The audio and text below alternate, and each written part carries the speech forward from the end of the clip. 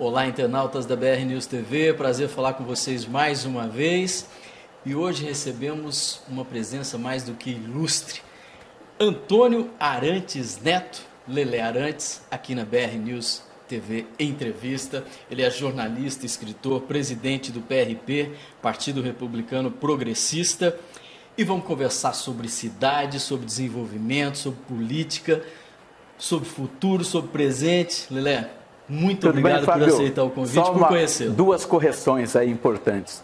Você fala Antônio Arantes Neto, nem minha mãe sabe mais quem é. Então, vamos ficar só com o Lelé. Lelé. Que aí as pessoas que me conhecem sabem, porque legal. Nem todo mundo sabe que eu chamo Antônio Arantes Neto. É uma coisa maravilhosa, né? A gente tem um apelido que acaba... né? E vou te falar uma coisa. Isso foi fruto de bullying. Olha aí. Isso foi um bullying, porque eu era gago, né? Era fanho. E as crianças, meus amigos de infância, achavam que, como eu era gago, eu era bobo. E o bobo é o Lelé. E ficou o Lelé e acabou virando o nome profissional. Né? E a segunda, eu não sou o presidente do PRP, eu sou o secretário-geral da Executiva Nacional do PRP. Né? É um partido que deve ser extinto agora, em janeiro. Isso, a gente ia entrar nesse assunto também. Fundir com outro partido. Legal, bacana. Nós convidamos o Lelé porque é escritor, jornalista, está sempre por dentro de tudo, a gente pode conversar sobre vários assuntos. Eu quero começar, Lelé, falando um pouquinho de Rio Preto, cidade que a gente vive. Né? Eu queria a tua visão hoje do Rio Preto, de Rio Preto atual e também de Rio Preto para o futuro. Foi pensado o desenvolvimento de Rio Preto, tanto na parte de logística, né, de transporte, como de crescimento mesmo populacional? Olha, Rio Preto, ela passa por uma série de processos, como todas as cidades brasileiras, mas de uma forma um pouquinho diferente. Ela sempre foi preocupada com desenvolvimento. Né? Já em 1902, ou seja, 6 anos depois da emancipação política, nós tivemos nosso primeiro código de posturas, nosso mesmo, feito pelos nossos próprios vereadores. Sim. Até então, durante 6 anos, nós usamos um código chamado Código Saboia, que era válido para todos os municípios. Em 1902, né, nós podemos perder essa referência, nós tivemos nosso primeiro código de postura, que alinhando, inclusive, as larguras das ruas, como deviam ser as calçadas, como devia ser as praças, o que as pessoas tinham que fazer para viver em São José do Rio Preto. E por incrível que pareça, que pouca gente sabe, é que não se pensou viver em Rio Preto da forma atual que nós temos a maioria das nossas avenidas, acompanhando os córregos. Né? Margeando os córregos dentro da cidade. O legislador da época, né, ele pensava Rio Preto crescendo para Boa Vista e para Santa Cruz. Só. E não para cima, entendi, como aconteceu a longo prazo. Apesar de que em 1906, o presidente da Câmara da época, que depois foi também prefeito, o coronel Adolfo Guimarães Correia, ele teve uma outra visão da cidade. Ele via o aproveitamento das margens dos córregos como a possibilidade de termos grandes, entre aspas, boulevard, igual os de Paris. Fantástico isso, né? O cara tinha uma cabeça muito boa. Estava lá na frente, né? E aí depois Rio Preto teve, ela se planejou, você vê que é uma cidade toda quadradinha, né? Foi feita com base no Código de Lisboa, logo após o terremoto, né? Que ela foi quadriculada por um engenheiro florentino, né? Hoje italiano. É lindo ver Rio Preto de cima, né? É muito bonito. O Golino Golini, ele fez a cidade quadradinha, toda certinha, né? Apesar que no meio do caminho nós tivemos alguns tropeços, né? Provocados pelo mercado imobiliário, que é um mercado muito voraz, um mercado que ele não é muito pensado. Fábio, o que acontece é o seguinte: o mercado vê dinheiro. Lucro. Ele não vê bem-estar. Né? Então, quando você quer bem-estar, há um preço para o bem-estar, que são os grandes condomínios fechados, que são feitos de forma que eles possam ter bem-estar. E coisa que o pobre, o cidadão, o trabalhador, aquele que não tem o poder aquisitivo, o mercado não vê o bem-estar para ele, vê apenas a venda de um lote, quanto menor, melhor, né? Com a rua mais estreita. Na zona norte da cidade, onde a gente observa poucas áreas de lazer, nenhuma pista de caminhada, né? A gente observa ali na Hernani Pires Domingues, mais para cima também, ali pelo Aroeira, para aquela região. Não tem área não se pensou isso, né, no bem-estar, né? Não se pensa porque ele precisa vender o lote um pouco mais barato para poder ganhar dinheiro.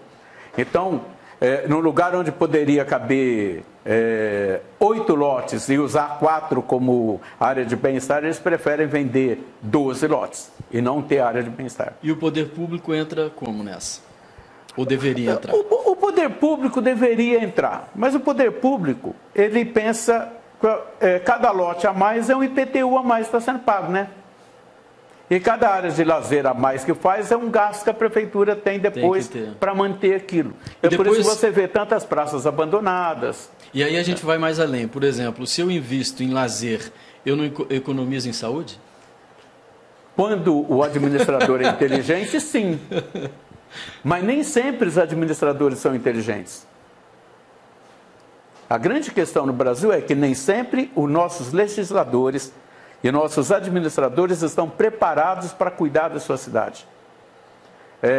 Nós, por exemplo, no PRP defendimos, uma tese minha, que a democracia ela é um sistema, né, de governo onde todos têm que ter os mesmos direitos. Ótimo, tem que ter o mesmo direito até um ponto. Por exemplo, você quer governar uma cidade igual Rio Preto, igual Ipiguá, igual Onda Verde, igual Cosmorama, igual Badibacite, você obrigatoriamente, antes, para ser candidato, você deveria, no mínimo, fazer um mini curso, um curso intensivo para entender de administração pública. Exatamente. E eu até pego uma carona nesse ponto que você está dizendo, Lelé, pelo seguinte: tivemos uma eleição agora extremamente polarizada, uma eleição que ainda está rolando, a eleição já passou, já foi escolhido um novo presidente e continua-se as discussões, as violências, as agressões, enfim. Bolsonaro é um sujeito preparado para administrar o Brasil? Como é que você vê esse ponto? Bom, eu não gostaria de entrar nesse viés do Bolsonaro pessoa. Sim. Tá? Eu quero entrar num outro viés. Veja bem, nós aprendemos, e se nós não tivermos a capacidade de ter aprendido alguma coisa nessa eleição, nós vamos sofrer muito. O modelo que está aí não é um modelo bom mais para o Brasil e nem para o mundo. Presta atenção numa coisa: o modelo de democracia que nós temos, o modelo de governo que nós temos, o modelo administrativo que nós temos é um modelo de 300 anos. É um modelo que vem de 1700, 1800. O socialismo é de 1845. Aprimorou-se pouco, né? Tá? O capitalismo é novo. O capitalismo surgiu com a Revolução Industrial. O que é? 400 anos, 300 anos. É novo. Não, é velho. É velho, mas porém... É velho, entendeu? Porém, não cabe mais. Mas não teve aprimoramento, não, né? Não teve aprimoramento. O sistema serviu até agora, daqui para frente não vai servir mais. Entendeu? Por quê? Porque nós estamos vivendo um novo patamar. Nós estamos no limiar de uma nova civilização. Qual foi o maior recado das urnas, na sua opinião? Que tudo que nós aprendemos está errado. Teremos que reaprender. Temos que reaprender. Nós vamos ter que reaprender por vários motivos. Bom, primeiro motivo: o socialismo trazido para o Brasil pelo PSDB. Não esqueça, o PSDB chama-se Partido da Social Democracia Brasileira. É o socialismo europeu implantado na Alemanha com muito sucesso e que não deu certo no Brasil. Então, quando o Tucano vem dizer que não é de esquerda, esquece, ele é de esquerda sim. Ou então ele está no partido errado. e não sabe o que ele defendeu até hoje. Ou então não sabe onde está, né? Não sabe onde está. Né? Então o PSDB é um partido de esquerda, para de espernear e assume. Está lá no primeiro, no item 1, no artigo 1º do seu estatuto. O PSDB chama-se Partido da Social Democracia Brasileira. É esquerda. Ponto. Acabou. Então para de mentir para o povo brasileiro. Pronto. O PT, partido de esquerda, partido socialista, que chegou no governo e esqueceu que ele era socialista. Fez uma oposição, quando foi governo, fez um outro governo. Fez um outro governo, o povo esperava uma coisa, eles fizeram outra. O Lula o que fez? Como presidente da República, ele afagou os banqueiros e os grandes industriais, pegou o resto da mesa que sobrou deles e deu em forma de Bolsa Família para o pobre. Eu acho até um ponto importante a gente tocar nesse assunto, e um nome que é muito pouco citado, Lelé, não sei se você concorda comigo, é o nome de José Alencar, que era o vice do Lula, um grande empresário brasileiro, que, na minha opinião, Lula só conseguiu governar por um tempo graças a José Alencar. Não sei, ninguém fala muito nisso, né? É que o José Alencar, o Lula não ouviu muito ele. Precisava ter ouvido mais, Teria que ter ouvido mais. Mas mesmo assim, aí você já começa a perceber aonde o PT... Desafinou. O que o PT fez para chegar no poder. Primeiro, ele se aliou com a direita. O José de Alencar é um homem de direita, é um grande empresário, um super empresário. Não estou falando mal dele, estou dizendo apenas que a posição política dele era de direita, um homem de direita. Sim. E o PT era de esquerda. O Lula, sindicalista, formado dentro da CUT. Quando as pessoas falam, o Lula é burro, esquece. Não é burro. Isso é mentira. Não é. O Lula fez muitos cursos por aí. Né? Político, ele é um né? ator político, assim como o Jair Bolsonaro é um ator político. Somos atores. João Dória é um ator político. Aliás, em política a gente chama o político de ator político. Ele é um ator político, ele é uma pessoa vende uma ideia, né? Que vende uma ideia, que representa uma... Por exemplo, quando alguém vem falar mal do Jean Willis para mim, eu falo, meu amigo, parou.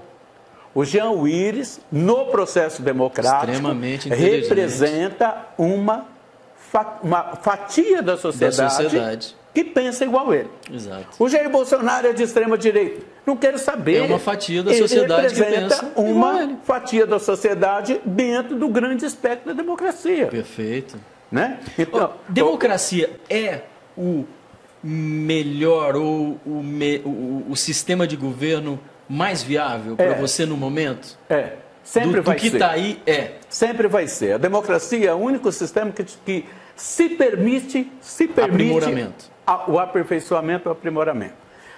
Na democracia, países democráticos não fazem guerra, exceto os Estados Unidos, porque tem uma hegemonia militar para dominar o mundo, e ele tem que fazer guerra. Mas democracias não fazem guerra. Quem faz guerra é ditadura. São governos de força. Você pode pegar a história do mundo, você vai ver que em democracia, geralmente os países democratas, eles são invadidos, mas eles não invadem. Vou pegar mais uma carona no que você está dizendo. Dentro disso, vivemos numa democracia, Bolsonaro foi eleito com um discurso duro, com um discurso mais para um lado ditatorial, mais para um lado de não ouvir muitas opiniões. Como é que você percebe, Lelé, que vai ser se dá essa relação? Não, você já percebeu que ele mudou o discurso? Sim, mudou. Muito. Com certeza. Ele mudou o discurso e ele precisa mudar esse discurso. Primeiro, vamos tentar entender o contexto. O contexto é o seguinte, o Brasil é um país democrático. O Brasil tem 513 deputados federais e 81 senadores. O Brasil tem deputados estaduais, tem vereadores, tem prefeitos, todos eleitos democraticamente. Tá? Porque a urna... Esquece urna, não é verdade. Se fosse assim, o PSDB então está comprando a eleição no estado de São Paulo há 20 anos. E ninguém nunca contestou a hegemonia do PSDB no estado de São Paulo. Então o PSDB pode manipular a urna, os outros não podem. Os outros não podem. O Lula perdeu 4 eleições, nunca questionou a urna. Exatamente. Né? Então a gente tem que ser... O que acontece é o seguinte, o Bolsonaro pode ter todas as ideias do mundo. Eu quero voltar a rearmar a população. Ele depende da votação do Congresso. Não é um ato dele, por vai decreto. Determinar isso. Né? A partir de hoje todo mundo pode andar armado. Não é assim que funciona. Não é assim. Quem manda no Brasil é Congresso Nacional. Congresso Nacional. Para você fazer qualquer coisa fora do Congresso Nacional, é ditadura militar. Ou é uma ditadura qualquer. Só tem um probleminha, Fábio. Para mim, se o Brasil instalar uma ditadura militar hoje, ele vira uma Venezuela amanhã. Primeiro quem vai romper, primeiro país a romper relações com o Brasil? Estados Unidos. E o que os Estados Unidos vai pedir? Bloqueio econômico ao Brasil. Então esquece, não tem. Pô, os militares, você aí que é de direita, que acha que tem que ter ditadura no Brasil, abra o olho para o mundo. Exato. Não é aceitável mais hoje. Não cabe mais. Hoje, né? A maioria, 90% dos países do mundo são democráticos. Acabou, meu amigo, não tem ditadura. Onde tem ditadura tem o quê? Tem exatamente o que está acontecendo com a Venezuela. Só isso. Venezuela, Cuba. Legal. Eu ia te perguntar dentro disso até, você acha, Lelé, que teve uma reforma, você imaginava uma reforma tão grande como houve no Senado, por exemplo, e na Câmara, mais de 30%, 40%? Você imaginava que fosse nesse... E outra, complementando, nossa região, ficamos sem representantes. Bom, né? Nós temos um problema, sofremos o que foi chamado de tsunami, né? Uhum. Nós ficamos sem representantes tanto no Congresso como na Assembleia Legislativa, por 2 motivos. Primeiro motivo, aquilo que eu te falei lá atrás, você não aprendeu, vai ter que aprender. Vai ter que aprender. Ou você aprende a usar as redes sociais, ou você está fora do jogo. Então, exatamente. A maioria dos nossos deputados não utilizaram. E quando utilizou mal. Porque ele estava focado na velha forma de fazer política. De fazer campanha, né? Sabe? Nós temos deputados aí no Brasil que foram eleitos sem gastar 20 mil reais. E temos deputados ainda que foram eleitos a peso de milhões, como é o caso do Aécio Neves em Minas Gerais, que precisava comprar um mandato e comprou o seu mandato. Mas nós temos deputados aí que foram eleitos assim... Trabalhou-se bem as redes sociais. As redes sociais. Né? O Jair Bolsonaro, por exemplo, foi eleito sem gastar dinheiro. Fruto de rede social. Sim, fruto de rede social. Tá? Eu acredito, inclusive, que o Haddad teve a votação que ele teve também sem gastar o tanto de dinheiro que a Dilma, Lula e o pessoal gastou anteriormente. Concordo. Né? Por quê? Nós ou aprende, é um novo modelo de vida, ou a gente aprende a fazer política junto com a população ou está fora do jogo. Tá? A segunda questão. Nossa região, né? A segunda questão. Os nossos deputados, eles são muito distantes da população. Muito distantes. O máximo que o meu amigo Vaz Lima, por exemplo, fazia era passar no Mercadão de vez em quando. Então o contato deles é com o prefeito, com o vereador e papá. Não é com a população. E o eleitor vai ficando para trás. Tem deputados no Brasil que são eleitos que o eleitor nunca viu o cara na vida dele. É verdade. A Janaína Pascoal vai ser uma, por exemplo. Alexandre Frota. Bom. Olha, Lelé, que curioso, né? Alexandre Frota teve em São José do Rio Preto 30 mil votos e a Janaína Pascoal 20 mil votos. Olha. Quer dizer, são candidatos que não conhecem as necessidades da cidade, da região, porque nós somos um polo regional, né? E isso vai custar muito caro para o Rio Preto. Vai custar. Não, eu até acredito que não custe tão caro pelo seguinte, Rio Preto, por si só, Rio Preto hoje, acho que a 12ª maior cidade do país. É maior que algumas capitais. Nós somos maior que Rio Branco. Tem a sua importância naturalmente. Somos maior que Porto Velho, somos maior que Boa Vista, somos maior que Macapá, somos maior que Palmas. Né? Somos do mesmo tamanho de Florianópolis. Entendeu? Então a cidade tem um porte, esse porte vai ser respeitado pelos governos. O Dória não vai ser louco de não receber Edinho Araújo. Com certeza. Certo?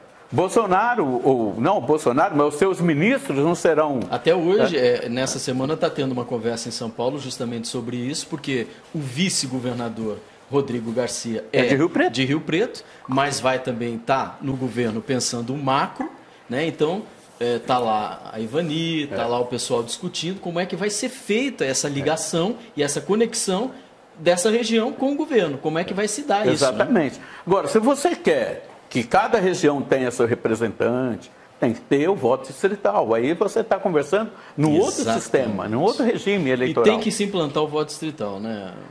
Olha, o que você acha? Eu acredito que o voto distrital seria muito bom, a partir do momento que nós temos um novo modelo de concepção eleitoral. O voto distrital, num modelo como a gente teve, em que o cidadão era livre para gastar milhões de reais para se eleger, não dá. Não dá certo. Porque o que iria acontecer? 40 empresários de Rio Preto e região se reuniriam, cada um daria lá R$1 milhão e jogaria esse dinheiro tudo em cima de um cara que ia ser eleito a vida inteira para representar os interesses dele.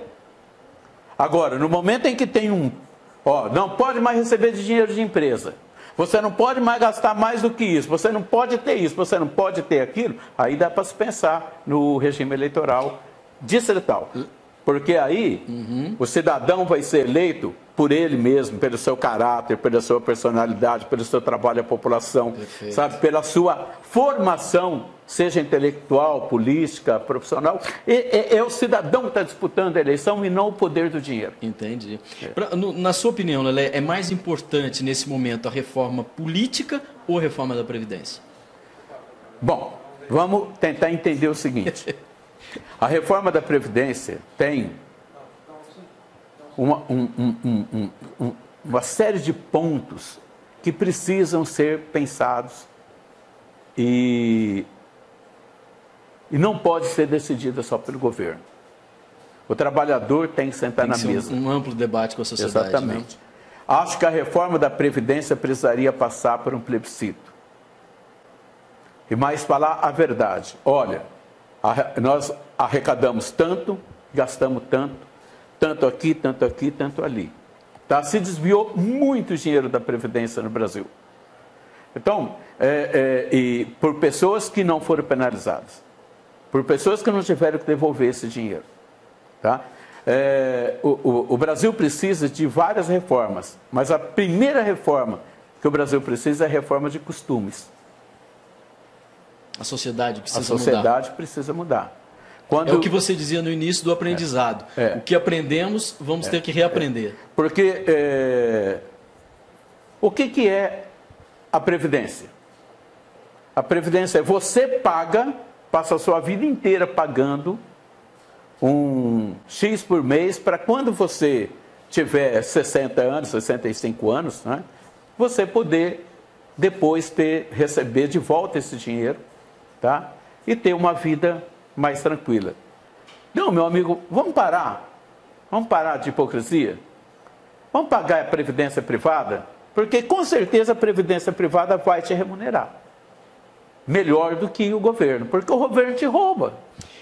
Ora, então vamos parar com essa história. E Lelé, essas empresas de previdência privada também precisam ser idôneas, porque nos anos 80 e 90, muita gente perdeu dinheiro, né? Investiram dinheiro na iniciativa privada num plano de previdência e ficaram sem nada depois. Não, inclusive gente essa instabilidade, né? Essa insegurança. Inclusive gente do próprio governo. O pessoal, porque no regime militar, porque o regime militar não teve corrupção. Mentira. E muita, né? A CAPEM, por exemplo, era um sistema de previdência privada e de pensão, que era inclusive dos próprios militares. Exatamente. E roubaram tudo, deixaram todo mundo ver navios. Tiveram inúmeros casos, né? Inúmeros não casos, foi divulgado, não foi falado, não tinha uma... A reforma política, por exemplo. A reforma política que foi feita é uma reforma política que só interessa aos partidos grandes, né?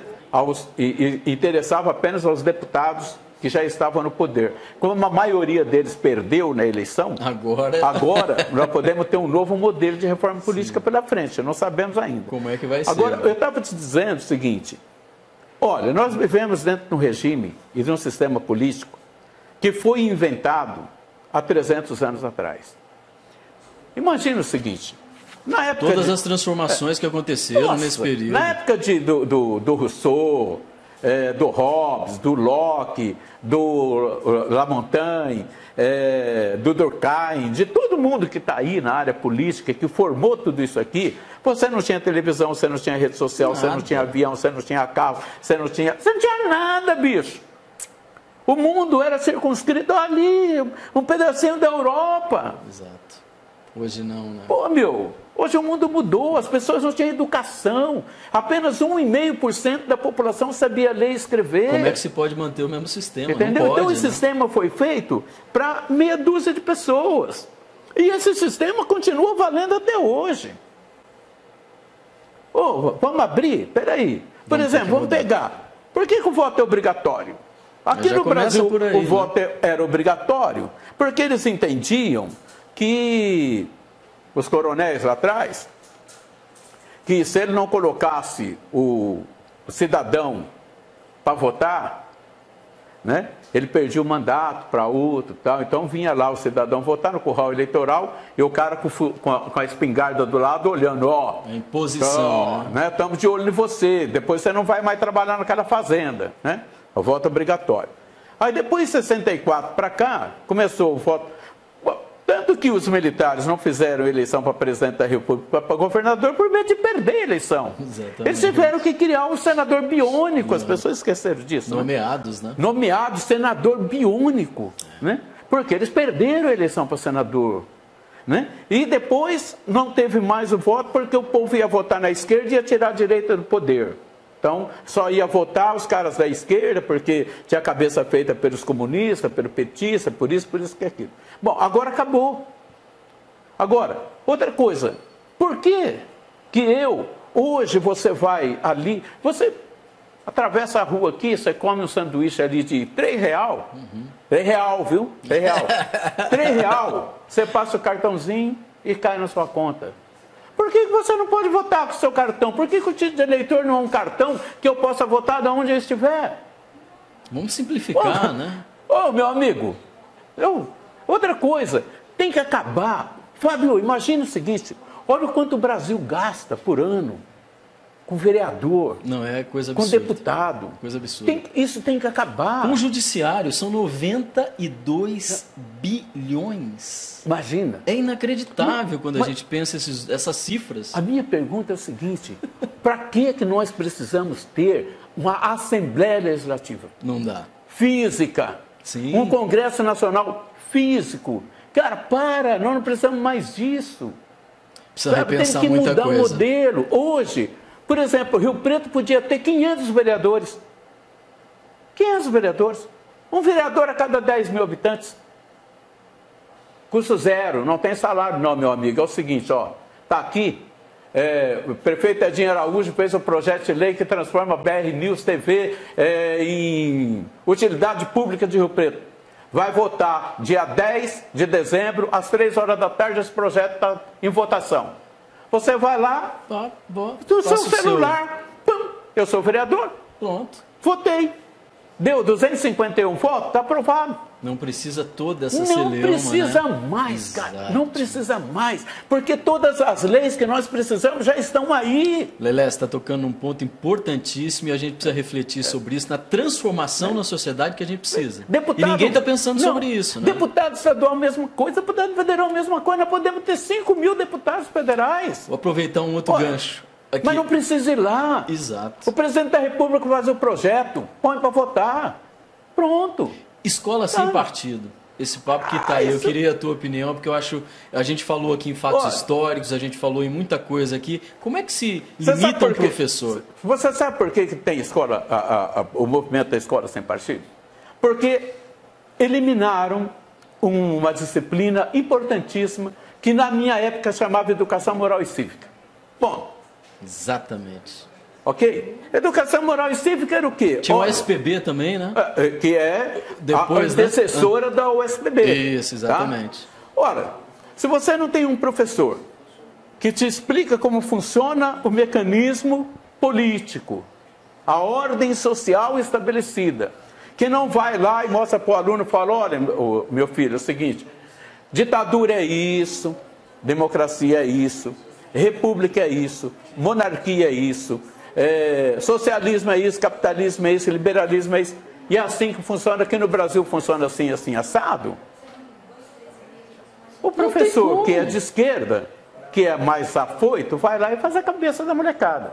O professor que é de direita, que é mais retraído e que tem um discurso mais duro, não faz a cabeça da molecada. Porque a molecada quer liberdade. Quer liberdade. Né? E tem uma série de coisas que aconteceram no país e no mundo que acabaram favorecendo tudo isso. Imagina o seguinte, as piores ditaduras que nós tivemos no século XX foram de esquerda. Sim. Mas aonde não havia ditadura de esquerda, a esquerda fez o discurso da liberdade. E várias ações assim condenáveis pela sociedade foram feitas pela direita. E só que se você colocar na balança, a esquerda perde. A esquerda foi mais sangrenta, mais sanguinolenta, né? Eu dizia e digo isso, né, como repórter, como jornalista, como historiador. No Brasil, a ditadura militar matou 1.500 pessoas.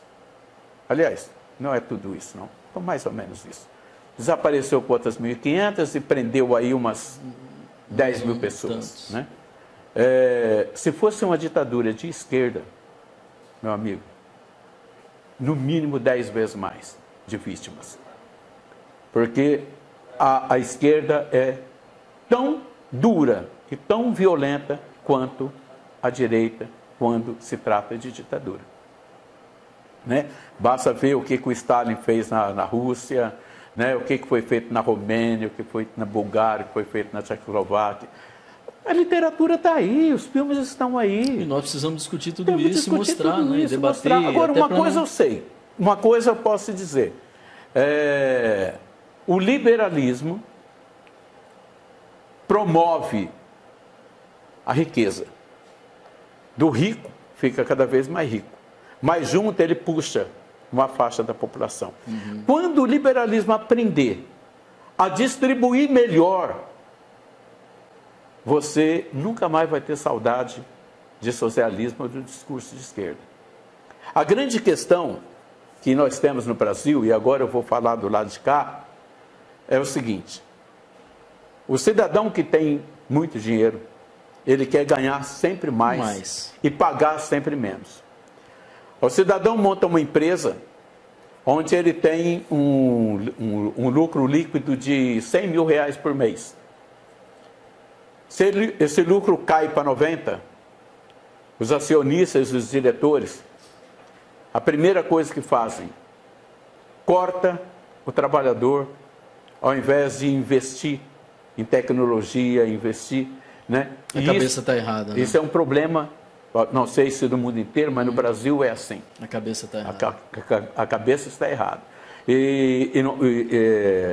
Quando se fala em direitos trabalhistas, o empresário arrepia.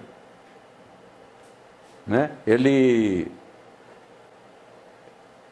Vamos dizer a verdade, a grande maioria do empresariado brasileiro ainda pensa apenas no seu umbigo. Ele pode mandar seu filho para a Europa, para os Estados Unidos, para Orlando, comprar casa na praia, o carro do ano. O empregado dele não pode. O filho do empregado dele não pode ter futuro. Então, isso é uma coisa muito complicada. A cabeça está errada. No Brasil. Então, ou o brasileiro aprende que ele tem que dividir para que o mundo possa ser melhor. Vou só te citar um exemplo. Tá? Hoje, quem tem dinheiro em São José do Rio Preto mora no Dama, no Gaivota, no Débora Cristina. Né? Quinta do Golfo, porque eles estão protegidos. Protegidos de quem, cara pálida? Protegido de quem? Depois você tem que vir para a rua. O teu filho tem que ir no shopping. A tua mulher tem que ir na cabeleireira, porque ele não tem lá dentro. E aí ele vai ser assaltado aonde? Na rua. Então, se investe em segurança de meia dúzia, de 5% da população, deixa 95% desprotegido, esses 95% fica que ao Deus dará, E desses 95% vão surgir quem? O cara que vai ser o seu algoz lá na frente. Lá na frente, com certeza.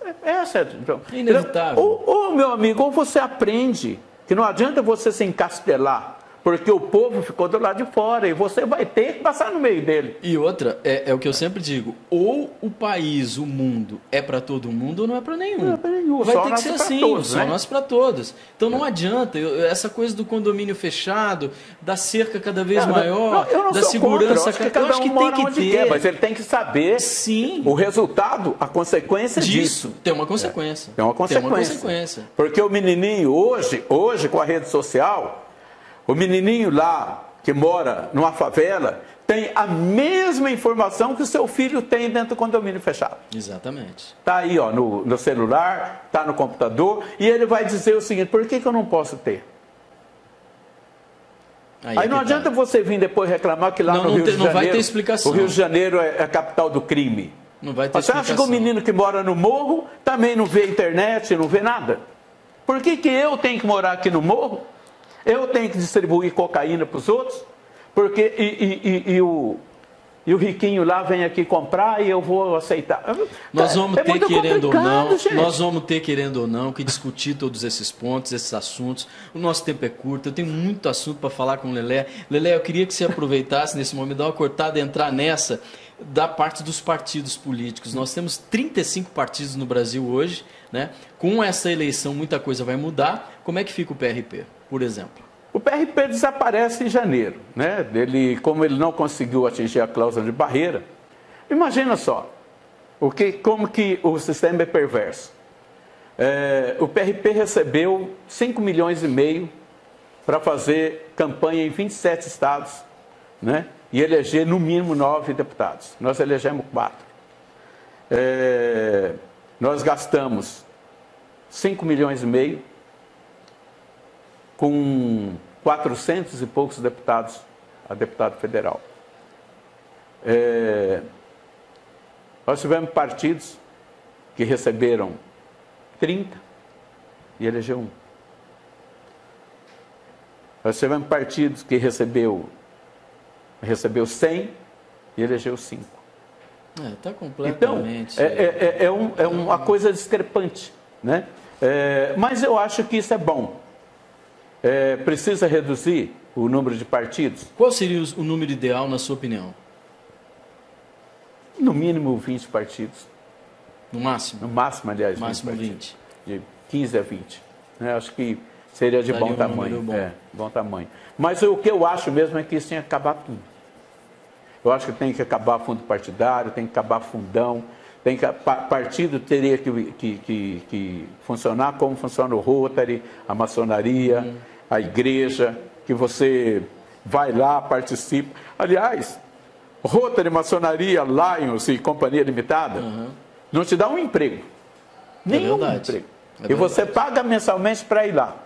O partido político, que é o que te abre as portas para você ser um vereador, um deputado, as pessoas não querem pagar para participar dele. Mas teriam que pagar. Tudo depende hoje, querendo ou não, as pessoas precisam entender que tudo depende do dinheiro.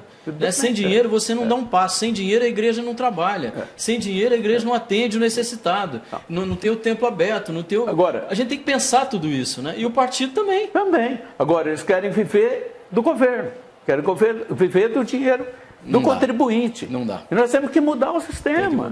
Mas tem que mudar muita coisa, muita coisa. Eu, por exemplo, sou a favor, tenho um tempinho ainda? Estamos acabando, mas ainda vai lá. Eu sou a favor do negócio chamado alocação universal. Como é que funciona? A alocação universal funciona da seguinte forma.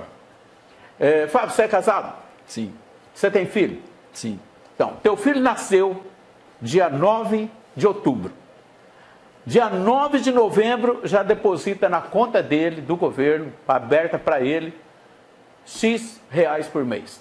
Por exemplo, R$1.500 por mês. Ok. Para todo mundo. Para o teu pai, para você, para o teu avô. E você vai trabalhar onde você quiser. E se você não quiser trabalhar, você tem R$1.500 por mês para viver. Mínimo, né? Para viver. O dinheiro acaba voltando para o governo. Sim. Não tem jeito, você não consegue viver sem dinheiro. Agora, você quer trabalhar? Bom, então você vai vai fazer o seu acordo com a Unorp. Se a Unorp te pagar R$5.000 por mês, felicidade sua. Você tem 5 mais 1.500, mais o da tua mulher, mas você tem uma família. Só que tem uma coisa, amigo, ó, acabou o SUS, não tem mais nada de graça no país. Acabou o SUS, acabou a aposentadoria, acaba tudo, tudo. Se você pegar tudo que o governo gasta para socorrer as pessoas que não têm dinheiro, é maior do que uma alocação universal. Com certeza. Você não precisa de reforma de previdência, você não precisa de mais nada. Você quer ter saúde? Vai pagar o seu plano de saúde. Ah, mas com 1.500 você não paga. Arruma um emprego, companheiro. Ué.